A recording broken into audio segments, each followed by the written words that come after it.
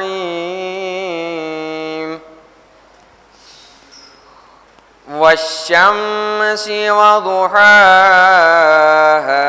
والقمر إذا تلاها والنهار إذا جلاها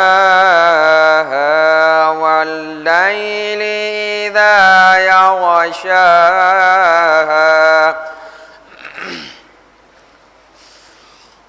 والسماء وما بناها والأرض وما طحاها ونفس وما سواها فألهمها فجورها وتقواها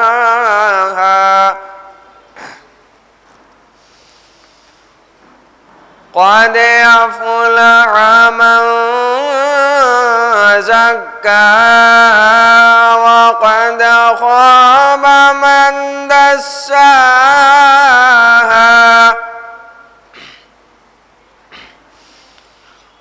كذب ثمود بطغواها إذ انبعث أشقاها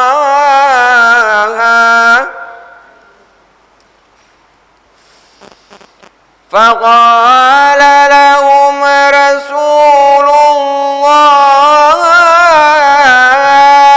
ناقة الله وسقياها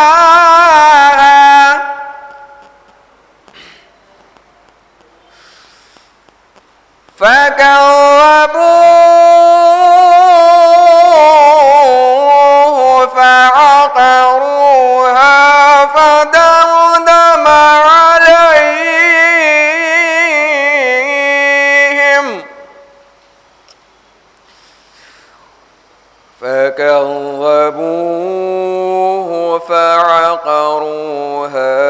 فدمدم عليهم ربهم بذنبهم فسواها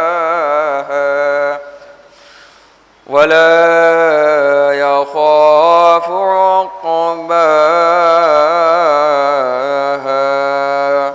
صدق الله العلي العظيم وصلى الله على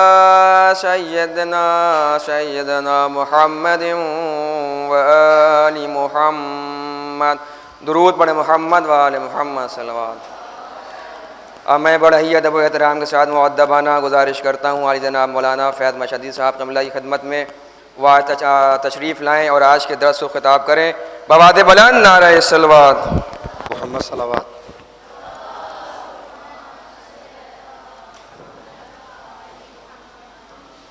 اعوذ باللہ من الشیطان اللعین الرجیم بسم اللہ الرحمن الرحیم الحمد للہ رب العالمین الصلاۃ والسلام علی سید الانبیاء والمرسلین وعلی اہل بیتہ الطیبین الطاہرین ولعنۃ اللہ علی اعدائہم اجمعین. اما بعد بسم اللہ الرحمن الرحیم انا انزلناہ فی لیلۃ القدر وما ادراک ما لیلۃ القدر لیلۃ القدر خیر من الف شہر. ماہ مبارک رمضان کا کافی حصہ گزر چکا ہے. ماشاءاللہ آپ لوگ عبادت اطاعت نماز میں اپنے وقت کو خرچ کر رہے ہیں. کل رات شب قدر گزر گئی. آج ایک نیا سال ایک نیا آغاز انشاءاللہ ہم سب کا شروع ہوا. اللہ اس نئے سال کو ہمارے لیے بابرکت قرار دے اور ہم سب میں یہ توفیق پیدا ہو کہ اس کے صحیح بندے بن سکیں. ایک روز میں نہیں آ سکا تو میری جگہ کوئی اور آیا تھا, تو انہوں نے کون سی بحث پڑھائی, کیا پڑھایا, کوئی اشارہ کرے تاکہ وہ دوہرے. کوئی نہیں آیا جس دن میں نہیں تھا, چھٹی تھی.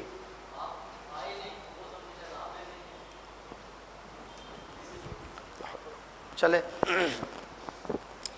بات ہو رہی تھی نماز کی کہ نماز میں 11 چیزیں ہیں، 11 میں 5 رکن کہلاتے ہیں اور 6 غیر رکن کہلاتے ہیں۔ واجبات نماز وہ ہیں کہ جو نماز کا حصہ ہے، جان بوجھ کر انہیں چھوڑ نہیں سکتے، لیکن ان 11 میں رکن اور غیر رکن کا فرق کیا تھا کہ رکن کو اگر بھول کر چھوٹ گیا یا جان بوجھ کر چھوڑ دیا، دونوں صورتوں میں نماز باطل ہو جاتی ہے۔ لیکن غیر رکن میں یہ اجازت تھی کہ اگر بھولے سے چھوٹ جائے تو نماز باطل نہیں ہوگی، بلکہ اس کا پھر علاج نماز میں کیا جاتا ہے۔ یہ بات واضح ہے یہاں تک؟ یہیں تک بات ہوئی تھی۔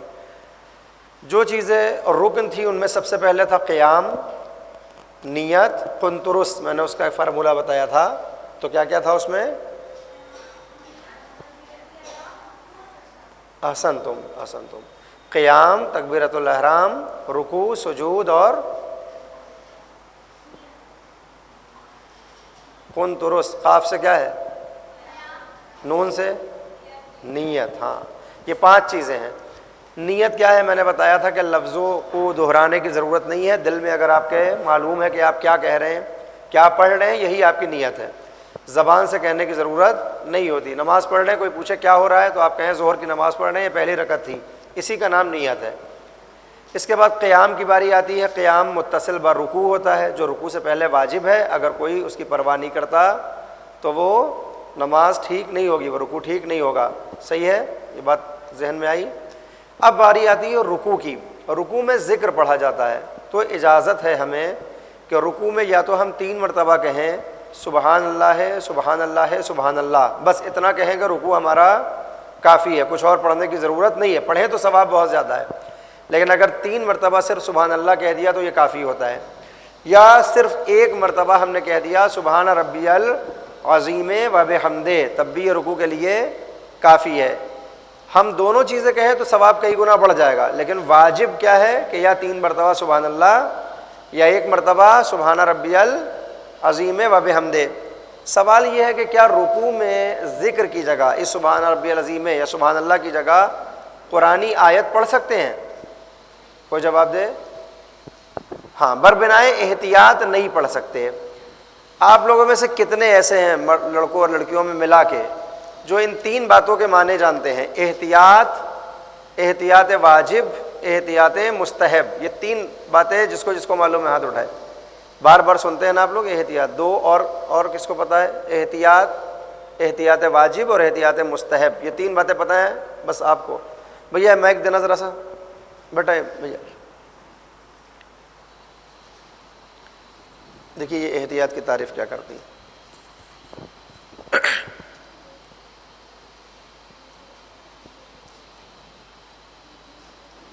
وعلیکم السلام۔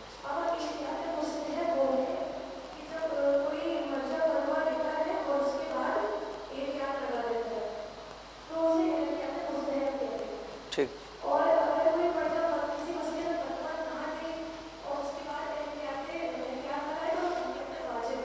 احسنتم،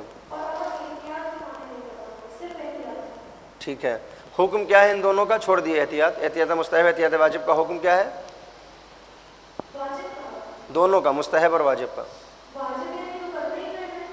واجب میں اچھا، اور مستحب میں؟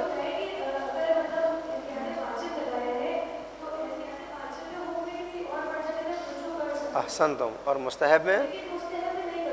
احسنتم، شاباش، بہت عمدہ، شاباش۔ یہ دیکھیے بالکل واضح ہے، لیکن بہت سے لوگوں کو چونکہ نہیں پتہ ہے تو ہم اس کو دہرا دیں گے۔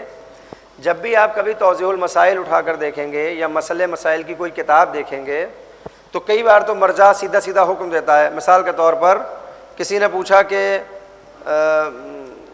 پہلی رکعت میں مستحب نمازوں میں، ایسا مسئلہ پوچھا جا رہا ہے مرجع سے کہ مستحب نماز میں اگر ہم سورہ الحمد کے بعد دوسرا سورہ نہ پڑھیں تو نماز ہو جائے گی؟ اس نے کہا کہ مستحب نمازوں میں ایک سورہ پڑھنا کافی ہے، دوسرے کی ضرورت نہیں ہے۔ یہ جو اس نے کہا کہ دوسرے کی ضرورت نہیں ہے، یہ ہو جائے گا فتویٰ، یعنی اس میں کوئی شک ہی نہیں ہے، اگر آپ اس کی تقلید کرتے ہیں آپ اس کی بات مان لیں گے۔ ایک بار کیا ہوتا ہے کہ مرجع کہتا ہے کہ بر بنائے مجھ سے سوال کیا گیا مثال کے طور پر کہ کیا دوسرا سورہ پڑھنا مستحب نماز میں ضروری ہے، تو وہ یہ کہے کہ بربنائے احتیاط واجب سورہ پڑھنا چاہیے، ایسا کبھی کبھی کہتا ہے۔ تو ان دونوں میں فرق کیا ہوا؟ پہلے اس نے سیدھا سیدھا کہہ دیا نہیں دوسرے کی ضرورت نہیں ہے، ایک بار وہ کہتا ہے کہ بربنائے احتیاط واجب ضرورت نہیں ہے، سمجھ میں آیا؟ ایک بار ڈائریکٹ کہہ دے کہ ضرورت نہیں ہے، ایک بار کہے احتیاط واجب کی بنیاد پر ضرورت نہیں ہے، یہ دو باتیں ہوئیں۔ ایک بار کہے گا کہ بربنائے احتیاط مستحب ضروری نہیں ہے، یہ تین باتیں الگ الگ ہو گئیں۔ ان کا فرق کیا ہوگا؟ فتوے میں تو کوئی مسئلہ ہی نہیں ہے، جو وہ کہہ رہا ہے اس کو مان لو۔ احتیاط واجب کا مطلب یہ ہوتا ہے، جیسا بتایا ابھی انہوں نے، کہ مرجع کہہ تو دیتا ہے ایک بات، لیکن واجب کی قید لگا کر وہ اجازت دیتا ہے کہ اس مسئلے میں جو میرے بات تمہاری نگاہ میں عالم ہو اس کی طرف رجوع کر لو۔ اسی لیے جب بھی ہم تقلید کرتے ہیں تو صرف اپنے مرجع کو تلاش نہیں کرتے، صرف عالم کو تلاش نہیں کرتے، دو عالم ہماری نگاہ میں ہونا چاہیے، عالم اور فل عالم۔ اس کا مطلب کیا ہے؟ عالم وہ ہوتا ہے کہ جو اس دنیا میں سب سے زیادہ جانتا ہے، عالم سپرلیٹو ڈگری ہے، افعل تفضیل ہے، یعنی سب سے زیادہ علم رکھنے والا۔ تو ہماری نگاہ میں جو سب سے زیادہ علم رکھے گا اسے ہم کہیں گے عالم، اور تقلید عالم کی ہی ہوتی ہے۔ لیکن اس کے بعد اس دنیا میں جو سیکنڈ نمبر پر ہوتا ہے اسے کہتے ہیں فل عالم۔ جیسے ہر ایک کی نگاہ میں عالم الگ ہوتا ہے، ویسے ہی فل عالم بھی الگ ہوتا ہے۔ جو لوگ سیستانی صاحب کی تقلید کر رہے ہیں ان کی نگاہ میں سیستانی صاحب عالم ہیں، جو لوگ خامنائی صاحب کی تقلید کر رہے ہیں ان کی نگاہ میں خامنائی صاحب عالم ہیں، جو لوگ بشیر نجفی صاحب کی تقلید کر رہے ہیں ان کی نگاہ میں بشیر نجفی صاحب عالم ہیں، جو لوگ مکارم شیرازی صاحب کی تقلید کر رہے ہیں ان کی نگاہ میں مکارم شیرازی صاحب عالم ہیں، یعنی سب سے زیادہ علم رکھتے ہیں۔ تو ہر ایک الگ الگ نگاہ رکھتا ہے عالم کے اعتبار سے۔ اسی طرح سے فل عالم کے لیے بھی نظریہ الگ الگ ہے، کوئی اپنے مرجع کے بعد کسی کو فل عالم مانتا ہے، دوسرے نمبر پر کوئی کسی کو مانتا ہے۔ مثال کے طور پر میرا جو مرجع ہے، میں جس کی تقلید کرتا ہوں سیستانی صاحب ہیں، میں انہیں عالم سمجھتا ہوں مثال کے طور پر، تو وہ میرے عالم ہیں۔ اور جب بات فل عالم کی آتی ہے تو میری نگاہ میں آیت اللہ خامنائی صاحب کیا ہیں؟ فل عالم ہیں۔ تو اب احتیاط واجب والے جو مسئلے ہوتے ہیں جہاں سیستانی صاحب کہتے ہیں احتیاط واجب کی بنا پر ایسا کیا جائے، تو مجھے اجازت ہے کہ چاہے تو میں سیستانی صاحب کی بات مان لوں، اور اگر نہیں ماننا چاہتا تو چونکہ انہوں نے احتیاط واجب کہا ہے، اس صورت میں میں فل عالم کی بات کو مان لوں گا، یعنی دیکھوں گا کہ سیستانی صاحب کے بعد خامنائی صاحب نے اس بارے میں کیا کہا ہے۔ میں اپنی مثال دے رہا ہوں، آپ کے لیے کوئی بھی ہو سکتا ہے۔ تو یہ جو فل عالم ہوتا ہے یہ احتیاط واجب کے وقت کیا کرتا ہے؟ ہمیں فائدہ پہنچاتا ہے۔ احتیاط مستحب میں احتیاط ہی کرتا ہے عالم، لیکن اس میں دوسرے کی طرف جانے کی اجازت نہیں ہوتی۔ احتیاط واجب میں فل عالم کی طرف جا سکتے ہیں، احتیاط مستحب میں فل عالم کی طرف نہیں جا سکتے۔ اسی مرجع کی احتیاط یا فتوے کے اوپر عمل کرنا ہوتا ہے۔ یہ بات کسی کو سمجھ میں آئی جن کو پہلے سے نہیں پتا تھا؟ اگر ابھی بھی کسی کو نہیں سمجھ میں آیا تو مجھے بتائے، تاکہ یہ بہت ضروری ہے، یہ زندگی بھر کام آنے والی بات ہے۔ واضح ہے بیٹا؟ تم لوگ کو سمجھ میں آیا؟ پوچھ سکتا ہوں کسی سے بھی، سمجھ میں آیا؟ احتیاط مستحب کیا ہوتا ہے بتائیے؟ مائک بھیجوں؟ نہیں سمجھ میں آیا بیٹا اس کو مائک دینا۔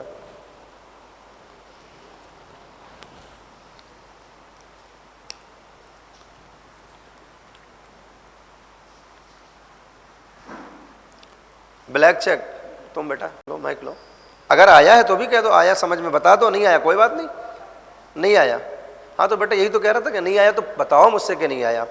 یہ ظلم ہوگا نا تمہارا میرے اوپر، میرا تمہارے اوپر۔ میں 1 گھنٹہ یہاں سے جاؤں تمہیں سکھا بھی نہ پاؤں تو میرے اپنے وقت کی بربادی ہے، میرے اپنے بہت چیزوں کی بربادی ہو جائے گی، اور تمہاری بھی بربادی ہے 1 گھنٹے کی۔ 10 بار سمجھ میں نہیں آیا 20 بار پوچھو، یہ نہیں ہونا چاہیے کہ میں آؤں اور کچھ بھی پتہ نہ چلے۔ روز اگر آپ کو مجھ سے ایک نئی بات پتہ نہیں چل رہی ہے تو یہ میں ظلم کر رہا ہوں آپ کے اوپر، تو یہ نہیں ہونا چاہیے۔ روز کچھ نہ کچھ سیکھ کے جائیں۔ احتیاط ہے، پھر سے میں بتا رہا ہوں، مرجع کبھی فتویٰ دیتا ہے سیدھا سیدھا، کچھ کرنا ہی نہیں ہے۔ مرجع سے پوچھا گیا ہمیں نماز میں غلطی ہو گئی کیا کریں، اس نے کہا جاؤ کوئی بات نہیں نماز ٹھیک ہے تمہاری، فتویٰ دے دیا اس نے نماز ٹھیک ہے، آپ کو فکر ہی نہیں ہے ہمیں، اب یہ فتویٰ ہے۔ اسی میں وہ کہتے ہیں کہ نہیں احتیاط واجب کی بنیاد پر تم پھر سے نماز پڑھو، چھوڑا نہیں اس نے، احتیاط واجب کی بنیاد پر تم پھر سے پڑھ لو، تو اب میری مرضی ہے، چاہے میں پڑھوں چاہے نہ پڑھوں دونوں باتیں ٹھیک ہیں، کیونکہ احتیاط کی بنیاد پر کہہ رہا ہے پڑھو، فتویٰ نہیں دے رہا ہے۔ تو اگر میں چھوڑ دوں تب بھی کوئی حرج نہیں، پڑھوں تو بھی، لیکن اگر میں چاہوں تو میں دوسرے کی طرف رجوع کر سکتا ہوں۔ کہ بھائی یہ تو احتیاط واجب کہہ رہے ہیں، دوسرا دیکھیں کیا کہتا ہے، دوسرا جو کہہ رہا ہے اس پر عمل کر سکتے ہیں. یہ احتیاط واجب ہے کہ جب اپنے مرجع کی طرف سے نکل کر ہم دوسرے کی طرف جا سکتے ہیں. اور احتیاط مستحب کی بنا پر جب کچھ کام کہتا ہے تو پھر ہمیں اس احتیاط کو ماننا پڑے گا یا اس فتوے کو ماننا پڑے گا. آیا سمجھ میں؟ آیا؟ پوچھ سکتا ہوں کسی سے بھی؟ بچی آیا سمجھ میں؟ نہیں آیا؟ کس کلاس میں ہیں آپ؟ ہاں میری بچی تو میں نہیں سمجھ میں آیا ہوگا، پھر سے سمجھاؤں؟ ابھی کتنے لوگوں کو سمجھ میں آ گیا یہ احتیاط واجب اور مستحب؟ ایک کو آیا سر سمجھ. توضیح ہے یہاں پر، توضیح المسائل، توضیح المسائل ہے یہاں ہے بیٹا، لیا نظر اگر ہو. چلیں توضیح اگر آتی ہے تو میں مثال کے ساتھ اس میں دکھا کے آپ کو بتاؤں گا کہ یہ تینوں چیزیں کیا ہیں. خیر، بات ہو رہی تھی رکوع کی کہ رکوع میں یا تو 3 مرتبہ سبحان اللہ یا 1 مرتبہ سبحان ربی العظیم و بحمدہ، اس میں سے کچھ بھی پڑھیں گے نماز ٹھیک ہے.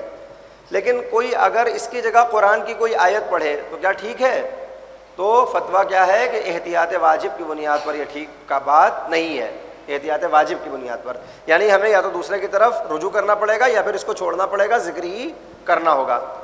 اب ایک جو بات میں نے پوچھی تھی احتیاط واجب، احتیاط مستحب، فرق کیا ہے؟ اور سن لیجئے، احتیاط واجب، احتیاط لازم، یہ تینوں نام الگ الگ ہیں، کام ان کا ایک ہے. جو بات احتیاط واجب کی ہے وہی بات احتیاط کی ہے، جو احتیاط کی ہے وہی احتیاط لازم کی ہے. یہ تینوں تقریباً ایک جیسے ہی ہوتے ہیں، استعمال کا طریقہ ان کا الگ الگ ہوتا ہے، حکم تینوں کا ایک ہے. چاہے وہ احتیاط ہو، اگر صرف احتیاط کہہ رہا ہے تو وہ احتیاط واجب سمجھی جائے گی، احتیاط لازم کہہ رہا ہے احتیاط واجب سمجھی جائے گی. واضح ہے؟ رکوع میں ذکر کی جگہ قرآن کی آیت بربنائے احتیاط واجب درست نہیں ہے. اب آتے ہیں ایک اور رکن، کیا تھا؟ سجدہ. سجدے کی بحث آج میں بہت تھکا ہوا ہوں، میری طبیعت خراب ہے اس لیے میں نہیں کھڑا ہو پا رہا ہوں، لیکن آخر تک کچھ لکھ دوں گا. رکوع کے بعد باری آتی ہے سجدے کی، سجود. سجدہ ذکر کا تو وہی حکم ہے کہ یا تو 3 مرتبہ سبحان اللہ کہہ دیا یا 1 مرتبہ سبحان ربی الاعلیٰ و بحمدہ کہہ دیا، صحیح ہے. یا 3 مرتبہ سبحان اللہ سبحان اللہ سبحان اللہ، سجدہ ہو گیا. یا 1 مرتبہ سبحان ربی الاعلیٰ و بحمدہ کہہ دیا، سجدہ ہو گیا. ذکر تو بالکل رکوع کی طرح ہے. لیکن سجدہ کس چیز پر ہو سکتا ہے؟ جس کا دل ہوتا ہے کبھی کبھی جس چیز پہ کرے لے رہا ہے، کوئی ہتھیلی پہ سجدہ کیے لے رہا ہے، کوئی اپنے کپڑے پہ سجدہ کیے لے رہا ہے. سجدے کا پہلا قانون کیا ہے؟ ہر اس چیز پر سجدہ ہوگا جو زمین سے پیدا ہو اور کھائی اور پہنی نہ جاتی ہو. فروزے پر سجدہ ہو جائے گا؟ کیوں نہیں ہوگا؟ فروزہ نہ کھایا جاتا ہے نہ پہنا جاتا ہے. ہاں نا، کوئی حرج نہیں. اگر صرف میں نے انگوٹھی نہیں کہا ہے، فروزہ کہا ہے. فروزے پر سجدہ ہو سکتا ہے؟ ہو سکتا ہے. عقیق پر سجدہ ہو سکتا ہے، کیوں نہیں ہو سکتا؟ پتھر پر ہو سکتا ہے نا، فروزہ پتھر ہے، عقیق پتھر ہے. بس احتیاط کیا ہے؟ احتیاط کس بات کی ہے؟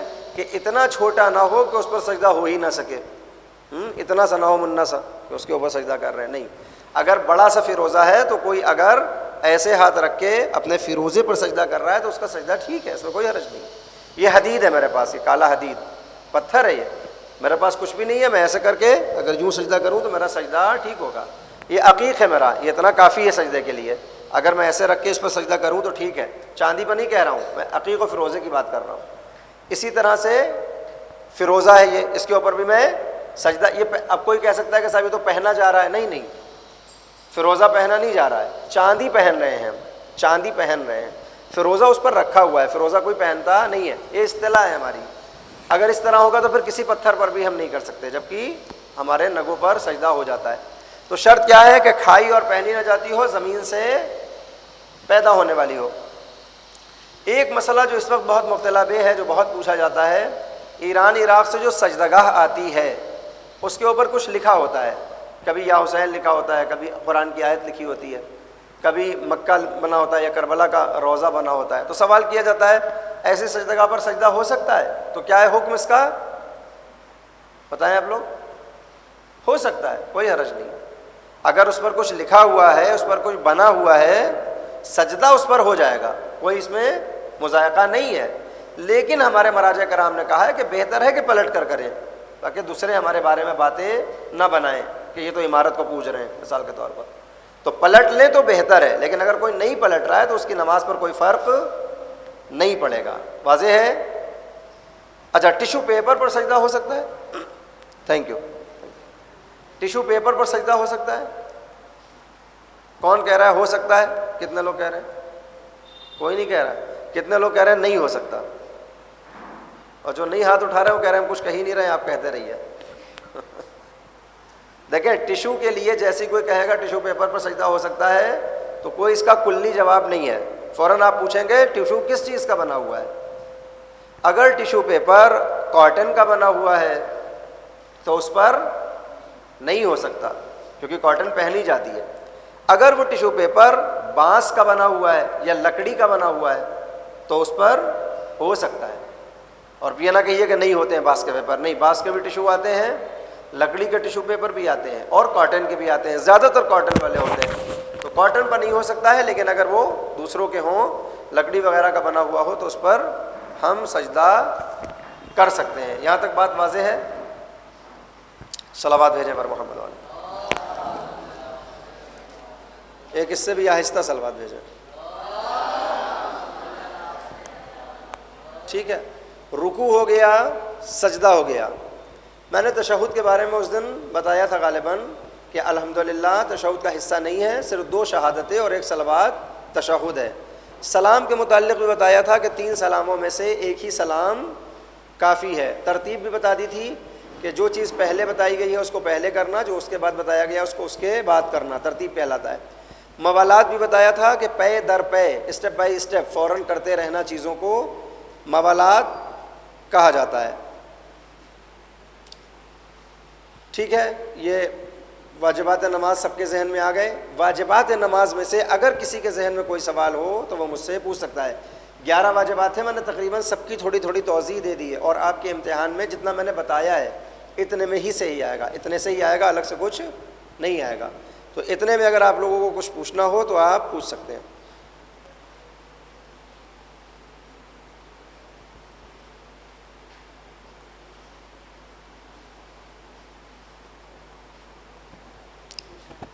کیا پوچھنا ہے؟ ہاں بتاؤ۔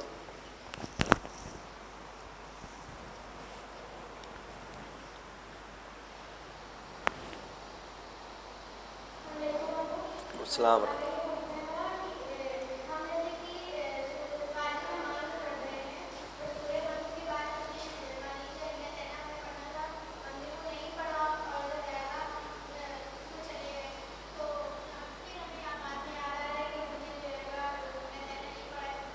کب آیا؟ کب یاد آیا؟ کس وقت؟ رکوع کی دعا شروع کر دی تھی یا ابھی نہیں شروع کی تھی؟ ہاں تو کوئی حرج نہیں، نماز ٹھیک ہے۔ اگر مان لیجیے آپ نے الحمد پڑھا اور دوسرا سورہ نہیں پڑھا اور رکوع میں چلے گئے لیکن ابھی ذکر شروع نہیں کیا تھا، سبحان ربی العظیم و بحمدہ کہا نہیں تھا، تو آپ واپس پلٹ سکتے ہیں۔ آپ وہیں سے اٹھ جائیں، پہلے اپنا سورہ پورا کریں اور پھر دوبارہ رکوع میں جا کے ذکر پڑھیں۔ لیکن اگر ذکر شروع کر دیا، رکوع میں گئے سبحان ربی اور اب یاد آیا کہ ارے انا اطعنا تو پڑھا ہی نہیں، تو کہا کوئی بات نہیں، اب آپ نے ذکر شروع کر دیا ہے، اب آپ اپنا رکوع کریے اور وہ آپ کی نماز صحیح ہے۔ حکم یہ ہے کہ جب تک دوسرے رکن میں شامل نہیں ہو رہے ہیں ہم پلٹ سکتے ہیں، لیکن جب دوسرے ارکان میں ہم داخل ہو گئے، شروع کر دیا، تو پھر اب پلٹ کر نہیں جا سکتے ہیں، اس کا حکم ہر چیز کا الگ الگ ہوگا۔ تو چونکہ صرف حمد واجب ہے، ضروری ہے، دوسرا سورہ رکن کے حصے میں نہیں ہے، واجبات میں ہے، جان بوجھ کر چھوڑیں گے نماز صحیح نہیں ہوگی، بھولے سے چھوٹ جائے گا تو حرج اس میں نہیں ہوگا۔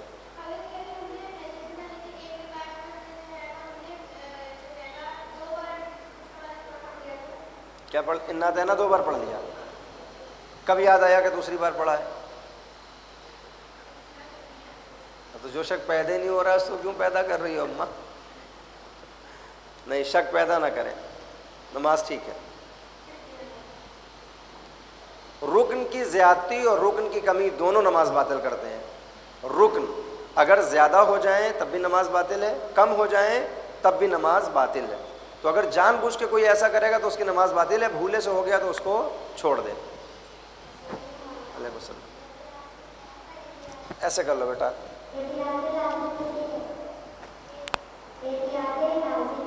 احتیاط لازم، احتیاط اور احتیاط واجب تینوں ایک سے ہیں، یعنی چاہے آپ مرجع کی بات مانیں اور چاہیں اپنے بعد والے مرجع یعنی فل عالم جسے کہتے ہیں اس کی بات مانیں کہ اس نے کیا کہا ہے، ٹھیک ہے۔ دیکھیے ایسا ہے، آپ اسکول گئیں اور ٹیچر نے آپ کے مثال کے طور پر کہا کہ کل آپ کو آدھار کارڈ لے کے آنا ہے، لے آنا تو ٹھیک ہے، تو اب اس نے ضروری نہیں کہا، اس نے کہا لے آنا تو ٹھیک ہے، یہ احتیاط ہے، لے آؤ تو اچھی بات ہے، نہیں لاتے تو کوئی بات نہیں۔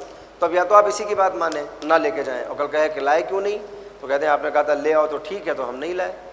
لیکن اگر آپ چاہیں تو دوبارہ اپنے پرنسپل سے پوچھ سکتے ہیں کہ میڈم نے تو کہا ہے کہ لائیں تو ٹھیک ہے، تو لانا ہے نہیں لانا ہے، تو آپ کی مرضی ہے۔ پرنسپل نے کہا لے آئیں، آپ اسکول میں لے کے جائیں، ٹیچر کہے کیوں لے آئے، تو آپ کہہ سکتے ہیں کہ آپ نے تو مرضی کہی تھی مگر پرنسپل صاحب نے کہا لے آنا، ہم لے آئے تھے۔ یہی احتیاط واجب، ٹھیک۔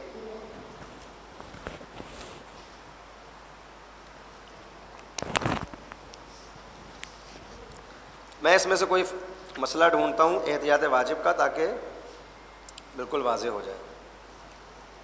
صلوات بھیجیں آپ لوگ۔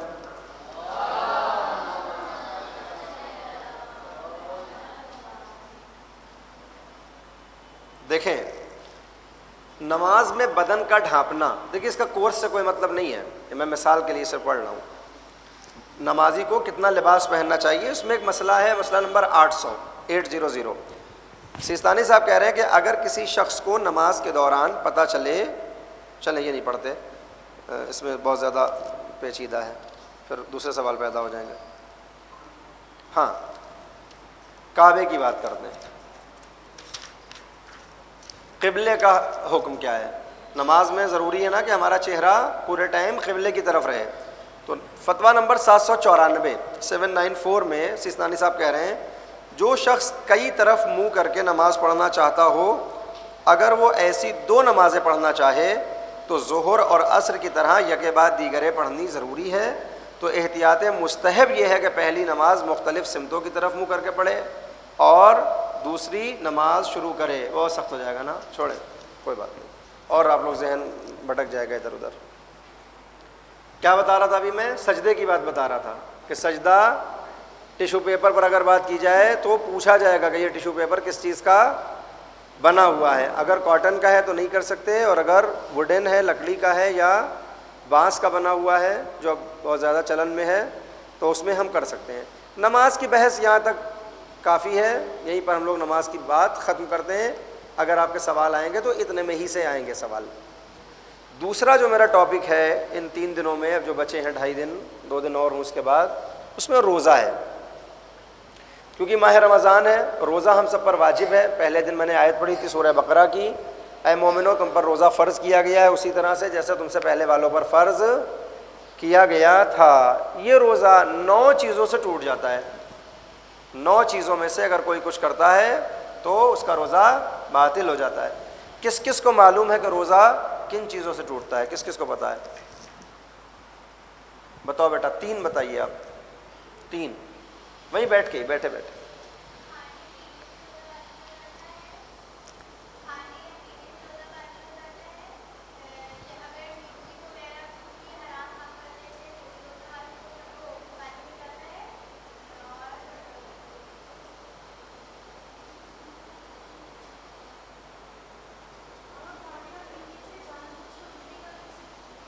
ہاں یہ 3 بتائیں، پھر 4 آپ بتائیے گا۔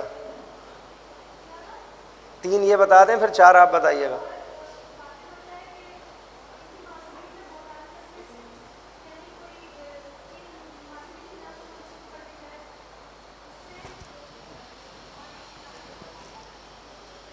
نو چیزوں سے کچھ کہہ رہی ہیں؟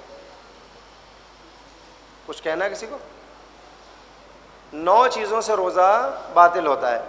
سب سے پہلے ہے کھانا، کسی بھی چیز کے جان بوجھ کر کھانے سے روزہ باطل ہوگا، جان بوجھ کر کھانے سے۔ اگر دھوکے سے کوئی کھا لیا کھانا تو اس کا روزہ باطل ہمارے یہاں نہیں ہوتا۔ اہل سنت کے یہاں روزہ مکروہ ہو جاتا ہے، ان کے یہاں کہتے ہیں روزہ گیا۔ ہمارے یہاں ایسا نہیں ہے، کھا لیا جیسے ہی یاد آئے گا فوراً وہیں سے چھوڑنا واجب ہے۔ اس کے بعد ہم اگر حلق میں ہے تو اس کو بھی تھوکنا پڑے گا. جو چلا گیا اندر وہ چلا گیا, جیسے ہی یاد آئے گا اس کو نکالنا پڑے گا. کبھی کبھی اس کا بڑا نقصان ہوتا ہے. سن 2000 میں میرا ہائی اسکول کا ایگزام تھا اور ایک سینٹر پڑا تھا میرا کسی دیہات میں, اور رمضان کے دن تھے.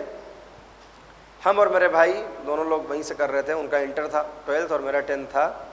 امتحان سے پہلے کچھ معاملات تھے اسکول میں جا کے طے کرنے تھے, تو ٹرین چھوٹ گئی اتفاق سے جس ٹرین سے جاتے تھے. تو سائیکل سے ہم لوگوں کو جانا پڑا 10 کلومیٹر, بہت سخت تھا. راستے میں سائیکل سے جا رہے تھے, ایک کھیت پڑا. تو بھائی تھے ہمارے, تو وہ بولے کہ یہ کھیت جو سامنے دیکھ رہے ہو, یہ ان کا کوئی دوست تھا راہل, اس کا ہے, اور اس میں دیکھتے ہیں کیا ہے. اب وہاں گئے تو گاجر کا وہ کھیت تھا. پیٹ بھر کے گاجریں کھائیں, اور جیسے ہی یہ سوچا کہ اب گاجر کھا لی ہے, پھنسنے لگی تو پانی پی لیں. جیسے ہی پانی کا خیال آیا تو یاد آیا کہ ہم دونوں تو روزے سے تھے. یہ کتنا سخت ہے, اس سے اچھا تو نہ کھاتے. اب وہ آدھی پھنسی ہوئی ہے گاجر, نہ نگل سکتے ہیں, نہ اگل سکتے ہیں, نہ پانی پی سکتے ہیں. پورا دن آفت ہو گئی. لیکن روزہ اس دن کا ہمارا صحیح رہا. کیوں صحیح رہا؟ کیونکہ جان بوجھ کے ہم نے نہیں کیا تھا. لیکن اگر پانی پی لیتے تو روزہ باطل ہو جاتا. تو کھانے اور پینے سے روزہ باطل ہے جب جان بوجھ کے کھایا جائے. بھولے سے آپ پورا پیٹ بھر کے کھا جائیں کوئی حرج نہیں ہے, روزہ باطل نہیں ہوگا. تو یہ 2 چیزیں ہیں. تیسری چیز جو اس بچی نے بتائی, اس سے روزہ باطل نہیں ہوتا. اگر کوئی حرام چیز, کیا کہا تھا بیٹا, نگاہ پڑ, کیا تھا بچہ, میوزک. ہاں, اگر کسی نے میوزک سن لی تو روزہ باطل نہیں ہوتا ہے. روزے کا ثواب کم ہو جائے گا, اللہ قبول نہ کرے وہ ایک الگ بات ہے. لیکن فقیہ نے نہیں کہا کہ اس سے روزہ باطل ہوتا ہے. اس کا مطلب یہ نہیں کہ ہم روزہ رکھ کے گانے سنیں, نہیں, روزہ ٹوٹتا نہیں ہے.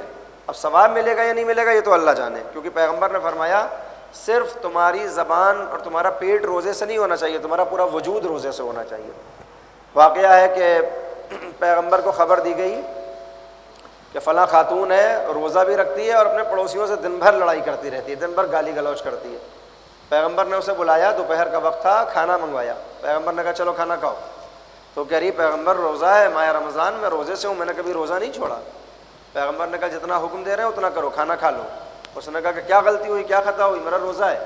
کہا تمہارا روزہ تو اسی وقت ٹوٹ گیا جب تم نے گالیاں بکنا شروع کی, تمہارے اس روزے سے کوئی فائدہ نہیں ہے. تو ہونا تو یہی چاہیے کہ ہم پوری طرح سے اپنے آپ کو گناہوں سے بچائے رکھیں. لیکن جب ٹوٹنے کی بات آتی ہے کہ روزہ کن چیزوں سے ٹوٹتا ہے, اس میں میوزک نہیں ہے, کھانا ہے, پینا ہے, اور اس کے علاوہ 7 چیزیں اور ہیں جو آج اس لیے جان بوجھ کر نہیں بتا رہا ہوں کہ کل آپ سب لوگ کا یہ کام ہے کہ آپ لوگ اپنے یہاں سے 9 چیزیں دیکھ کے آئیں گے, اور میں کسی سے بھی پوچھوں گا کہ روزہ کن چیزوں سے باطل ہوتا ہے, 3 لوگوں کو انعام دوں گا, 5 روپے, نہیں 5 نہیں دوں گا, زیادہ دوں گا. تو کل آپ لوگ اپنے آپ سے دیکھ کے آئیں کہ روزہ کتنی چیزوں سے ٹوٹ جاتا ہے. 9 چیزیں ہیں بظاہر جن سے روزہ ٹوٹتا ہے, تو یہ چیزیں آپ لوگ دیکھ کر آئیں گے.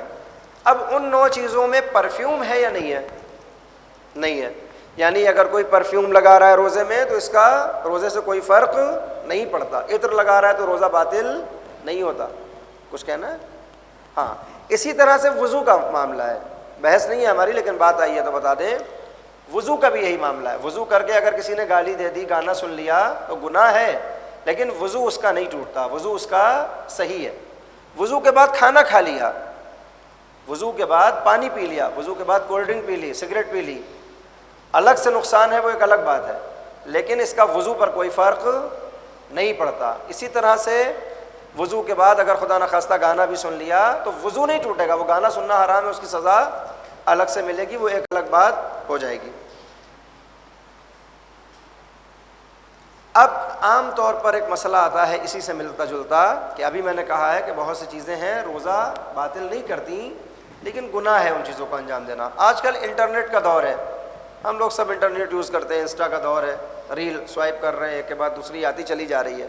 مذہبی ریل دیکھ رہے تھے ماہ رمضان کی, اچانک کوئی خراب ریل آ گئی, بالی ووڈ کا کوئی گانا آ گیا مثال کے طور پر, کوئی الٹا سیدھا چہرہ آ گیا, لڑکوں کے لیے کسی نامحرم کی تصویر آ گئی جو اس کے لباس مناسب نہیں تھا. تو ایسا کرنے میں کیا روزہ باطل ہو جائے گا؟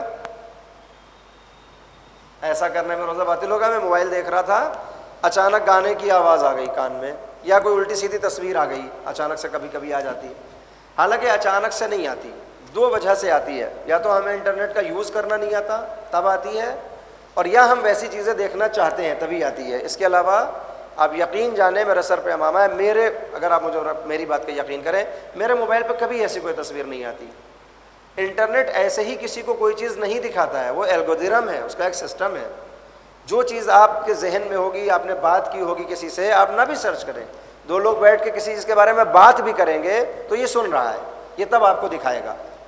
ابھی آپ کو امتحان کرنا ہو، موبائل اپنا آپ رکھیں اور ابھی اسی وقت آپ کہیے ٹوکیو جانا ہے، دسمبر میں ٹوکیو جانا ہے، ستمبر میں ہم جاپان جائیں گے، جاپان کی چیزیں بڑی اچھی ہیں، وہاں کا کھانا بہت اچھا ہے، وہاں کے ہوٹل بہت اچھے ہیں۔ 15 منٹ آپ جاپان کی باتیں کریے اور اس کو یہ سمجھا دیجیے کہ میں جاپان جانے والا ہوں۔ 2 دن کے بعد آپ کو جاپان کے سارے ہوٹل، سارے ٹورسٹ پلیس سب اس میں آ کے دکھانے لگے گا۔ یہ چور ہے، یہ سنتا ہے۔ تو اگر الٹی سیدھی تصویر آ رہی ہے تو 2 ہی باتیں، یا تو ہمیں واقعی چلانا نہیں آتا انٹرنیٹ، سیٹنگ ہم نے نہیں کر رکھی ہے اس کی جو ہونی چاہیے، اور یا پھر ہمارا ذوق ہے۔ تیسری صورت میں ایسا نہیں ہوتا۔ لیکن اگر خدا نخواستہ ایسا ہو جائے تو جیسے ہی ایسا ہو فوراً پیج کو بدل دیں۔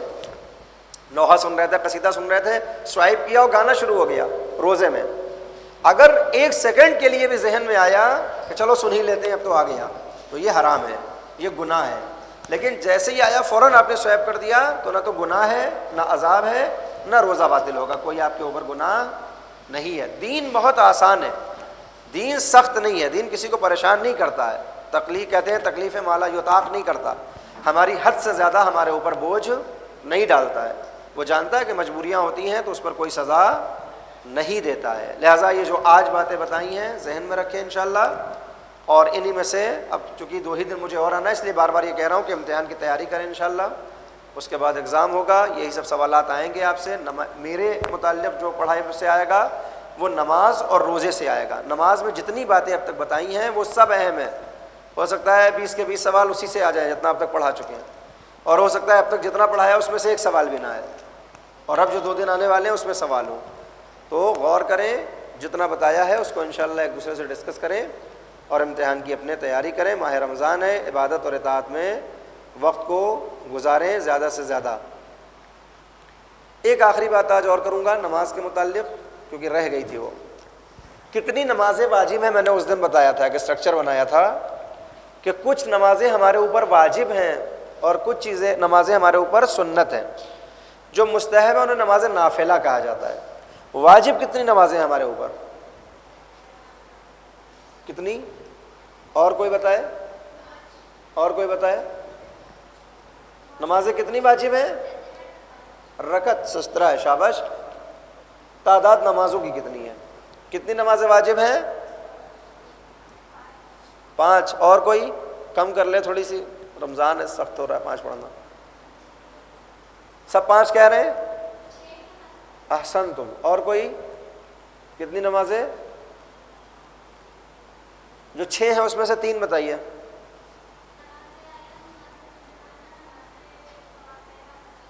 احسن تم، شاباش شاباش۔ دیکھیں جب کہتے ہیں نماز کتنی ہے تو سب کے ذہن میں پہلا جواب آتا ہے 5 نمازیں، فجر، ظہر، عصر، مغرب، عشاء۔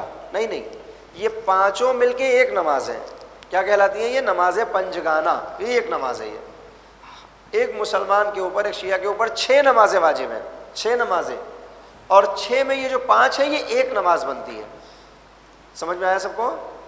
6 نمازیں واجب ہیں۔ سب سے پہلے نماز ہے نماز پنجگانہ یا نماز یومیہ۔ دوسری نماز ہے نماز آیات یا آیت۔ یہ کب پڑھی جاتی ہے؟ چاند گہن، سورج گہن، زلزلہ، کالی آندھی، جب ایسا کچھ ہو جائے نیچر کی طرف سے، اللہ کی طرف سے، کہ آدمی خوف میں پڑ جائے۔ سیاہ آندھیاں چلنے لگیں، اندھیرا ہو گیا ایک دم سے، آدمی ڈر گیا، لرز گیا کہ یہ کیا ہو گیا، نماز واجب ہو جائے گی۔ زلزلہ آ گیا، چاند گہن ہو گیا، سورج کو گہن لگ گیا، یہ نماز پڑھی جائے گی یہاں پر 2 رکعت، اس کو کہتے ہیں نماز آیات یا نماز آیت۔ تو نماز یومیہ پنجگانہ ایک نماز ہوتی ہے، دوسری ہے نماز آیت، تیسری ہے نماز میت۔ ٹھیک ہے، نماز میت، مرنے والا تو مر گیا، اس پر واجب نہیں ہے، دوسروں پر واجب ہے کہ وہ میت کے لیے ایک نماز پڑھیں 5 تکبیر کی۔ اس نماز میں نہ رکوع ہوتا ہے، نہ سجدہ ہوتا ہے، نہ تشہد، نہ سلام، نہ سورہ، نہ ذکر، صرف 5 تکبیریں ہیں۔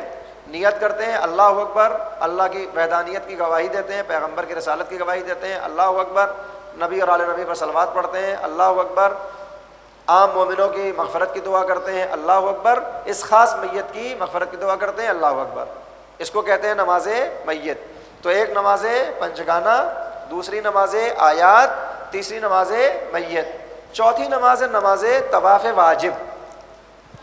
جو لوگ مکے جاتے ہیں حج یا عمرہ کرنے، تو حج میں بھی اور عمرے میں بھی، یہ اگر پورا ٹاپک ہوتا تو میں پورا پڑھاتا، لیکن بس اشارہ کروں گا، کچھ ارکان کرنے پڑتے ہیں مکے میں جا کر۔ پہلے احرام باندھنا پڑتا ہے، مردوں کو ایک خاص کپڑا پہننا پڑتا ہے، عورتوں کو اپنے یہی لباس میں خالی نیت کرنا پڑتی ہے، احرام پہنتی ہوں میں عمرہ تمتع کے لیے یا عمرہ مفردہ کے لیے قربتاً الی اللہ۔ اس کے بعد کچھ چیزیں حرام ہو جاتی ہیں احرام باندھنے والے پر، اور کچھ عمل کرنا پڑتے ہیں، اس کے بعد یہ سب چیزیں حلال ہو جاتی ہیں اور یہ احرام کھل جاتا ہے۔ تو ایک اس میں سے کام ہوتا ہے طواف، جو کعبہ ہے اس کے 7 چکر لگائے جاتے ہیں، ٹھیک ہے۔ جب کسی نے ایک بار یہ طواف پورا کر لیا، 7 چکر لگا لیے، تو اب چاہے یہ اپنی مرضی سے کر رہا تھا یا کیسے ہی کر رہا تھا، مذاق میں کر رہا تھا، اگر 7 چکر اس نے لگا لیے ہیں تو اب اس پر واجب ہے کہ 2 رکعت نماز پڑھے، ٹھیک ہے۔ اگر نہیں لگایا چکر تو ایک الگ بات ہے اور رہ رہا ہے، لیکن اگر اس نے چکر لگا لیے 7 تو اس کے اوپر ایک 2 رکعت نماز واجب ہو جاتی ہے، جس کو کہتے ہیں نماز طواف واجب۔ نماز طواف واجب، وہ طواف جو کیا ہے کعبے کا، اس کی وجہ سے واجب ہونے والی 2 رکعت نماز ہوتی ہے، صبح کی طرح پڑھی جاتی ہے۔ تو یہ چوتھی نماز ہو گئی۔ ایک نماز ہوتی ہے بڑے بیٹے کے اوپر والد کی قضا نماز۔ میرے والد کا انتقال ہو گیا، کسی وجہ سے ان کی نمازیں چھوٹی ہیں، کچھ کہا ان کی جو چھوٹی رہ گئی ہیں وہ کس کی ذمہ داری ہے؟ کون پڑھے؟ بڑا بیٹا پڑھے۔ بڑے بیٹے پہ ظلم نہیں ہے یہ کہ کیوں پڑھے بھائی، وہ اپنے بھی پڑھے باپ کی بھی پڑھے، ظلم ہے یا نہیں ہے؟ لڑکیاں کیوں نہیں پڑھتی، لڑکے کیوں پڑھے؟ ظلم ہے نہیں ہے؟ ہے؟ کسی کو لگتا ہے ظلم ہے؟ نہیں ہے ظلم، کیونکہ بڑے بیٹے کو کچھ ایسی چیزیں باپ سے ملتی ہیں جو دوسرے کو نہیں ملتی۔ جیسے باپ کا اپنا جو عصا، چھڑی ہوتی ہے، سونے کی ہو، چاندی کی ہو، لکڑی کی ہو، اخروٹ کی لکڑی کی ہو، مر گیا مرنے والا، تو یہ جو عصا ہے یہ ہر بچے کو نہیں ملتا، بڑے بیٹے کو ملتا ہے۔ باپ کی پہنی ہوئی انگوٹھیاں یہ ورثہ نہیں ہوتی، سب کو نہیں بٹتی، بڑے بیٹے کو ملتی ہیں۔ امامہ کس کو ملتا ہے؟ بڑے بیٹے کو ملتا ہے۔ باپ کی سواری، اس زمانے میں گھوڑا اور اونٹ ہوتا تھا، تو وہ سب میں نہیں بٹتا تھا، وہ صرف بڑے بیٹے کو ملتا تھا۔ آج کے مراجع نے کہا کہ زمانہ بدل گیا ہے، گھوڑے کی جگہ گاڑی آ گئی، تو کوئی اگر پرسنل گاڑی بھی ہے کسی مرحوم کی، پرسنل ایک فیملی والی ہے جس میں سب استعمال کر رہے ہیں، ایک باپ کی اپنی تھی جو خود استعمال کرتا تھا، تو بعض مراجع نے کہا کہ یہ بھی حصہ ہے بڑے بیٹے کا۔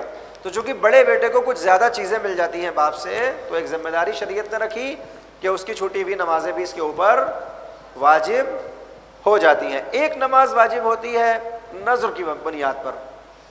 نذر کیا ہے؟ سگریٹ کی عادت تھی، ایک دن ڈاکٹر نے کہا کہ مت پیو، اچھی چیز نہیں ہے، جوش میں آ گیا، کہا یا اللہ آج سے قسم کھا رہا ہوں کہ میں سگریٹ کو ہاتھ نہیں لگاؤں گا، ٹھیک ہے۔ یہ جو قسم کھا لی اور پھر اس نے اگر سگریٹ پی لی تو اس کے اوپر ایک نماز واجب ہو جائے گی۔ قسم کو توڑنے کا کفارہ اپنی جگہ ہے، وہ روزے رکھنا پڑیں گا، وہ ساری چیزیں اپنی جگہ ہوگی۔ اگر اس نے ایسے کہا کہ یا اللہ آج کے بعد سگریٹ نہیں پیوں گا، اگر میں نے سگریٹ کو ہاتھ لگایا تو میں فوراً 2 رکعت نماز پڑھوں گا، یہ اللہ سے اس نے کہہ دیا کہ آج سے میں سگریٹ پیوں گا ہی نہیں، اگر میں نے پی لی تو میں نماز پڑھوں گا 2 رکعت یا 20 رکعت، اور اگر اس نے ہاتھ لگا دیا تو پھر کیا ہوگا؟ یہ نماز اس کے اوپر واجب ہو جائے گی۔ اسی طرح سے ہم نے منت مانی، جیسے ہم کرتے ہیں نا کہ پروردگار رزلٹ آنے والا ہے، اب کہ میرے 80% مارکس آ جائیں، میں 2 رکعت نماز پڑھوں گی۔ اگر یہ 80% مارکس آ گئے تو اب یہ 2 رکعت نماز اس کے اوپر واجب ہو جاتی ہے۔ یہ نظر و عہد کی بنیاد پر واجب ہونے والی نماز ہے۔ تو 6 نمازیں ایک مسلمان کے اوپر واجب ہوتی ہیں، اس کا ہم سب کو خیال ہونا چاہیے۔ اب ایک بات جس کے لیے میں نے یہ ساری باتیں بتائیں وہ یہ کہ اگر مان لیجئے باپ مر گیا، اس کی واجب بڑے بیٹے پر ہے، مگر بڑا بیٹا اس کے پاس وقت ہی نہیں ہے، وہ نہیں پڑھ سکتا، اپنے کاموں میں لگا ہوا ہے، تو کیا یہ پیسے دے کر دوسروں سے نماز پڑھا سکتا ہے؟ بتاؤ بیٹا، تم لوگ ہی بولو کچھ، پڑھا سکتا ہے؟ پیسے دے کر دوسروں کو نماز پڑھوا سکتا ہے؟ پڑھا سکتا ہے، یعنی اگر پیسہ دے کر دوسروں سے پڑھوا لے تو نماز اس کی مان لی جائے گی۔ اگر ایک ہی وقت میں ایک دن میں ایک ہی نماز تو مرحوم پر واجب تھی، اگر مثال کے طور پر 1 مہینے کی واجب تھی نماز بڑے بیٹے پر، اور اس نے 30 لوگوں کو بلایا کہ یہاں آؤ، ایک ایک دن کی میرے باپ کی نماز پڑھو اور میں تمہیں ادریس کی بریانی کھلاؤں گا 300 لوگوں کو، تو ایک ہی دن میں 30 دن کی نماز پڑھی جا سکتی ہے یا نہیں پڑھی جا سکتی؟ یہ سوال ہے میرا۔ پڑھ سکتے ہیں؟ پڑھ سکتے ہیں، اس میں کوئی حرج نہیں ہے۔ سال بھر کی بھی ایک دن میں پوری کرانا چاہے تو وہ کرا سکتا ہے، 10 سال کی بھی ایک دن میں کرانا چاہے تو وہ نماز یا خود پڑھ لے یا پڑھوا سکتا ہے۔ آج کے لیے اتنا کافی ہے، آج لکھ نہیں سکا کچھ، اس کے لیے معذرت۔ اپنی دعائے خیر میں یاد رکھیں، ماہ رمضان ہے، زیادہ سے زیادہ اللہ سے قریب ہوں، اور یہ یاد رکھیں کہ اللہ ہمیں دیکھ رہا ہے۔ وآخر دعوانا ان الحمدللہ رب العالمین۔ صلوات۔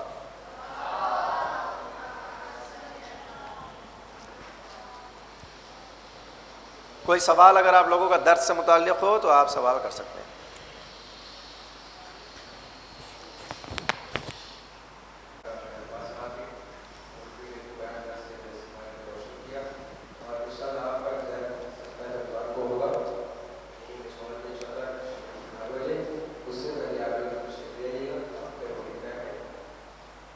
کل نہیں ہے کلاس؟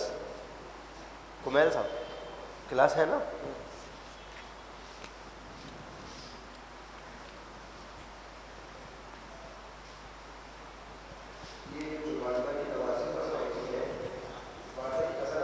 والدہ کی والدہ کی قضا کسی پر واجب نہیں ہے، والد کی قضا بڑے بیٹے پر واجب ہے۔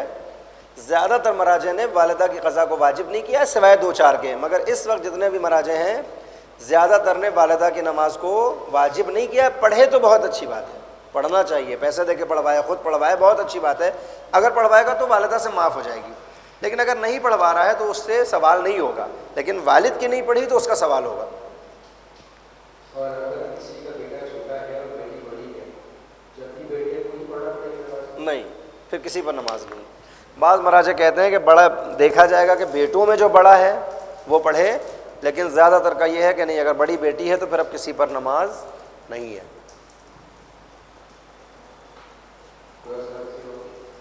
بسم اللہ۔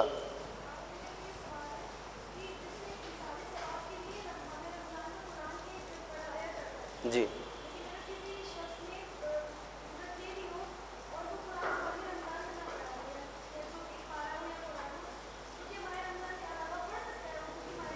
پیسے لیے ہیں، اگر پیسے دینے والے نے کہا تھا کہ رمضان میں ہی پڑھنا ہوگا تو، اور اس نے کہا کہ ہاں ٹھیک ہے، تو اس پر واجب ہے کہ رمضان میں ہی پڑھے، بعد میں پڑھے گا تو اس کا عذاب ہوگا اس کے اوپر کہ تم نے وعدہ خلافی کی اور پیسے لے لیے جو اس کے لیے جائز نہیں ہوں گے۔ لیکن اگر دینے والے نے کہا کہ بھائی رمضان کے دن ہے، تم کو پیسے کی ضرورت ہے، یہ پیسے رکھ لو، قرآن پڑھ دینا، یہ نہیں کہا کہ رمضان میں ہی پڑھنا، تو پھر اس کی مرضی ہے، چاہے رمضان میں پڑھے چاہے رمضان کے بعد پڑھے۔ لیکن اگر اشاروں کنایوں سے بھی اس نے یہ واضح کر دیا تھا کہ نہیں ہم چاہتے ہیں رمضان میں پڑھا جائے، تو پھر پڑھنے والا جس نے پیسے لیے ہیں رمضان میں ہی پڑھنا ہوگا۔ پوچھیں بیٹا۔